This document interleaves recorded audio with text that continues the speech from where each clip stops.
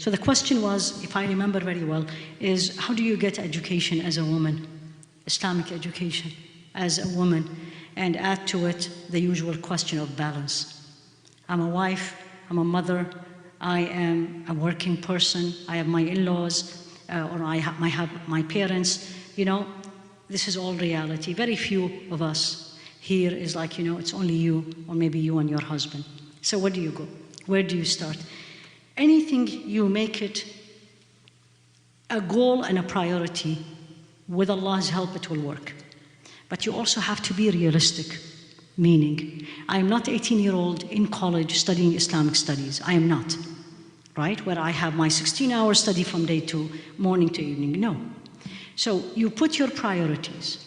What will make you in peace, live in peace, is when you learn that everything you do in your home and at work, as long as it's halal and pleasing to Allah with the right intention, is your act of worship. Don't look at cooking to your children as I'm wasting my time. I need to be on my sajjada. You didn't get it. Because Allah said you need to take care of your children and we need to eat. However, having said that, I'm not going to spend 3 hours cooking because I'm going to get tired. So you need to be efficient, put your priorities. And as time changes, you will see more and more time. For example, I always wanted to memorize the Quran, but I was a resident in OBGYN. I did literally 16 to 18 hours a day. Good luck. Absolutely. But I know I wanted. And I know Allah will give it to me. Al-yaqeen. And I know He will open the opportunity. So the first thing I did, once I finished my residency, started the journey. Half an hour a day. Put as what you need to do, including taking care of yourself, of course, and 20 minutes of a study. And what is a study? There is a passive and there's active. You know this way. Passive, you're listening to lectures. Now, this is passive. You don't put much effort. You're listening to a YouTube. It's good. But this is not what will really make you learn. You need to sit down and open that book that you don't like. Tell me about it, right? And then you have to highlight everything that you don't understand. And you have to go and read again and again. And it's a journey. It doesn't happen. There's no Burger King meal in Islamic education. That's how I call it.